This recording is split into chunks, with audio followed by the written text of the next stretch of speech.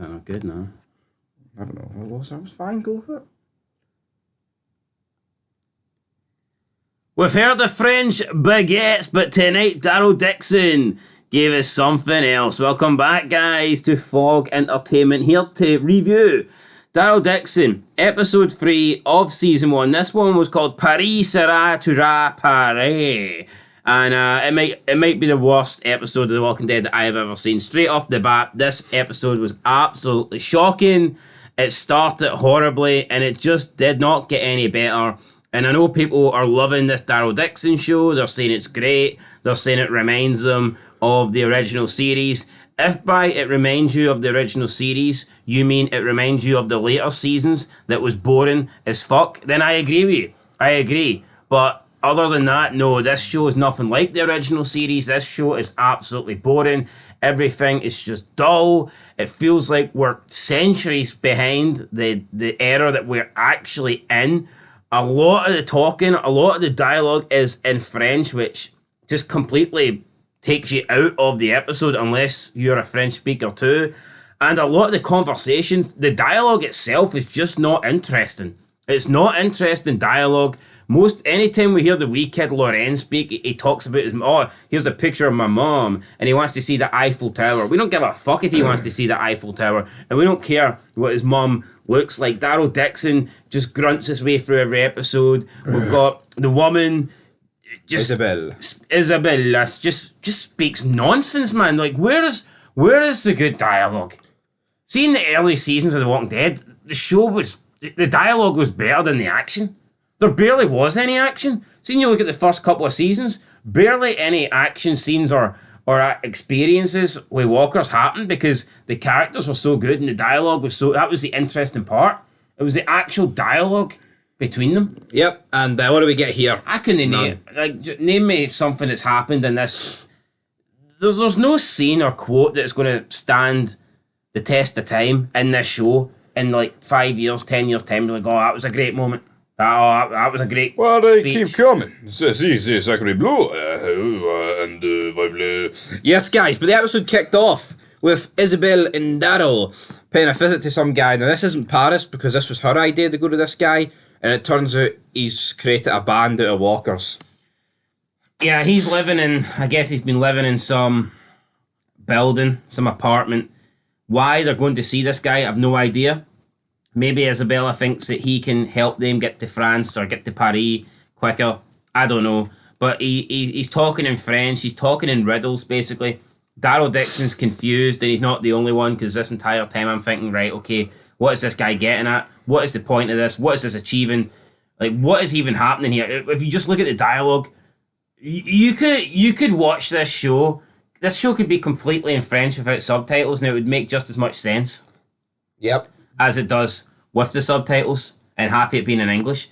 And he puts a switch on, then he takes them into the next room, and they're in this, like, it looks like some sort of, like, opera, like, cinema kind of, like, show, theatre kind of Yeah, room. theatre. I'll go with theatre. And he's got a bunch of walkers that are, like, tied up to cables and shit. And when he flicked the switch, they're playing instruments and they're playing music, and he's created a band out of walkers, and he just continues to sing along to this band. He's like orchestrating this band of walkers.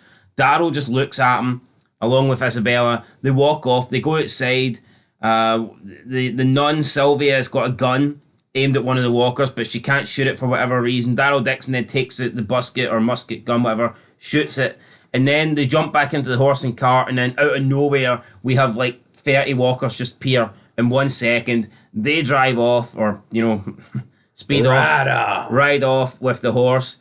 And I think you're led to believe that the walkers go inside the building and kill this crazy guy who we literally just got introduced to. Probably the worst opening I think we've ever seen in The Walking Dead. Yep. Just set the tone for the episode. And then, like that one in Paris, no build-up. Just the look. Oh, c'est Eiffel Tower. We get to Paris overnight. We're introduced to the new group with the leader, who is this black guy. I can't remember his name. He has a bit of a look to him. What's his name?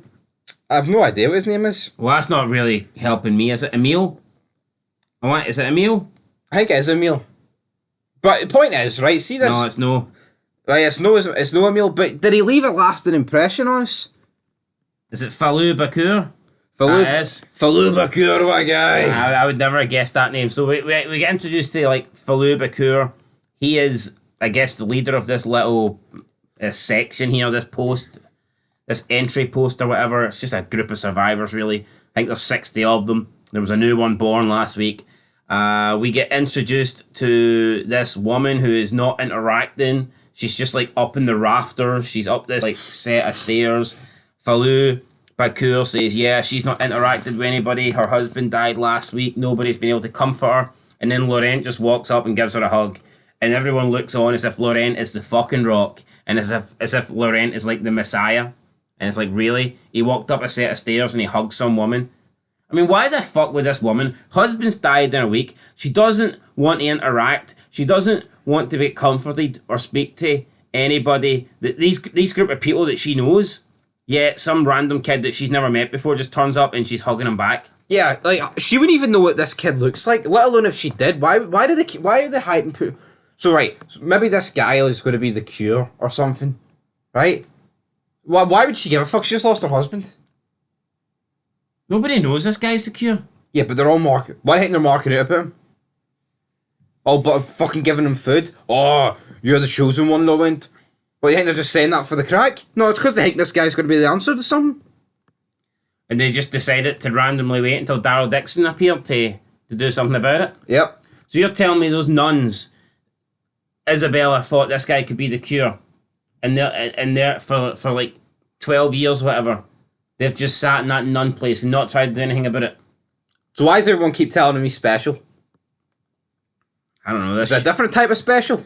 My mother was Marie. Could be. DARYL DIXON believes that they've got a radio, but they don't have radios. What they do have is pigeon carriers, which, I mean, how the fuck's a pigeon going to fly to America?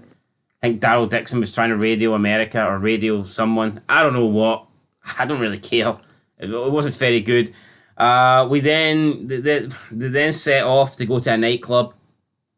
What they're going to the nightclub for, I'm not too sure. Isabelle has connections. They get the radio. When they get there, we're introduced to some new characters, and we get a blast for the past. Basically, her boyfriend, Quinn, he's there.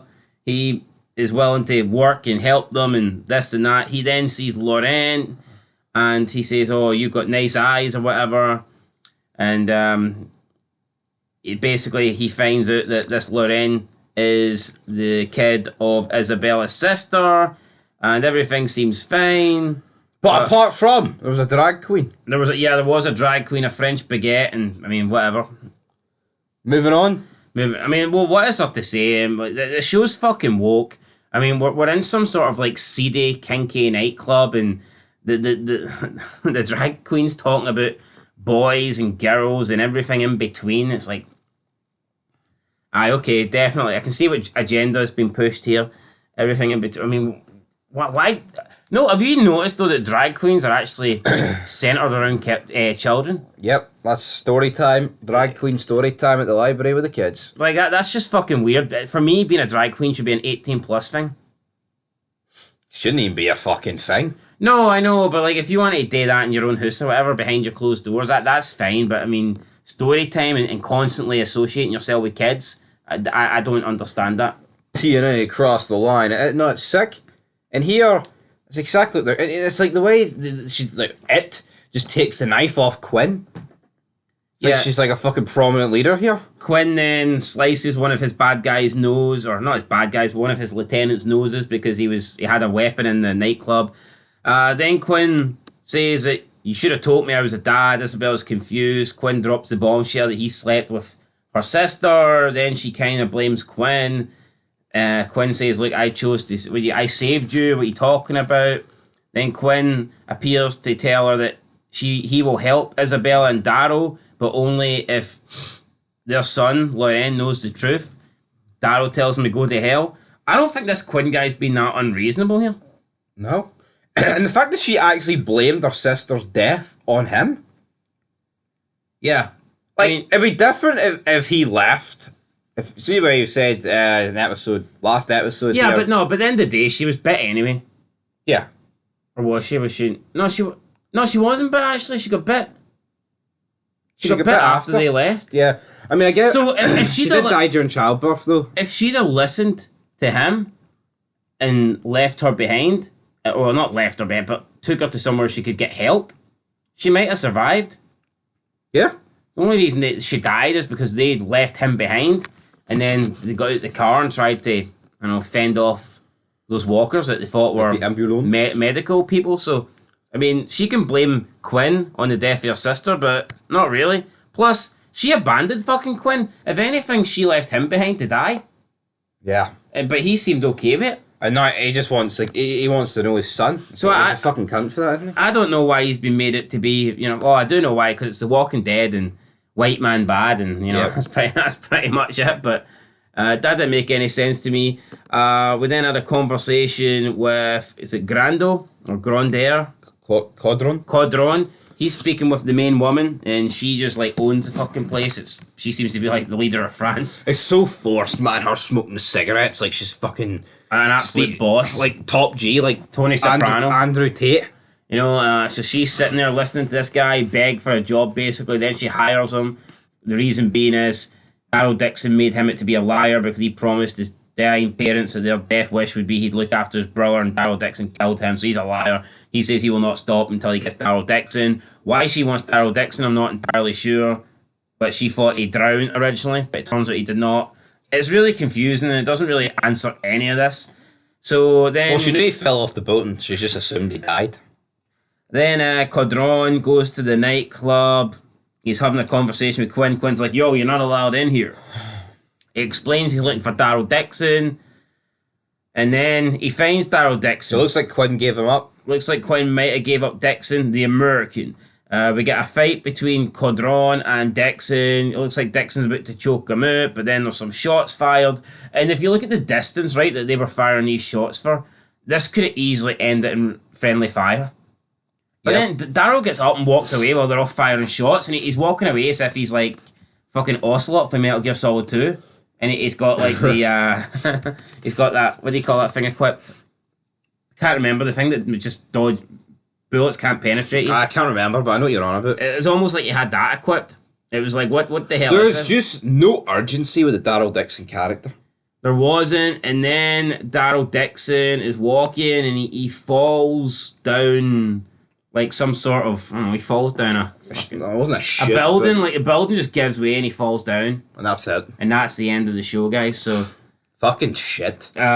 for me, probably the worst episode of the season. The only scene I enjoyed was the scene where Codron met the woman and it showed you them doing some form of experiment on a walker.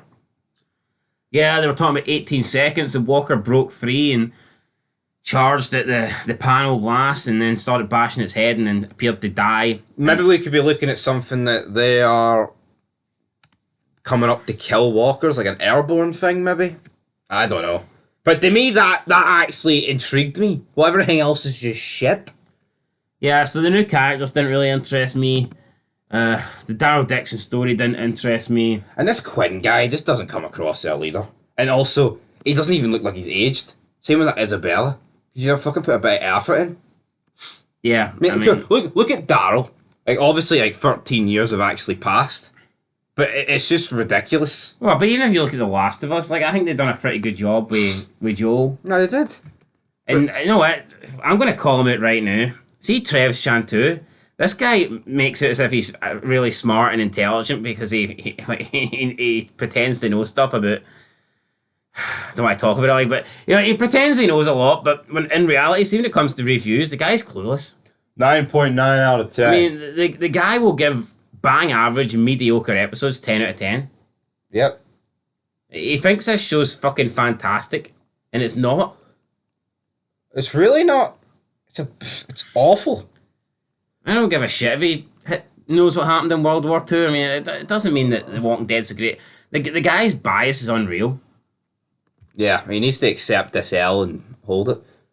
But will he? Who knows? I mean, what's he going to rate this episode? Is his rating already it? Probably give it a 10. He probably would give us a 10. But anyway, guys, this show's woke, and I'm going to give it a 0 out of 10. I'm giving it a 1, so it's a 0.5. 0.5 out of 10. The Walking Dead is moving on up, damn it. Better than Dead City? No, definitely not. Will Rick and Michonne be better?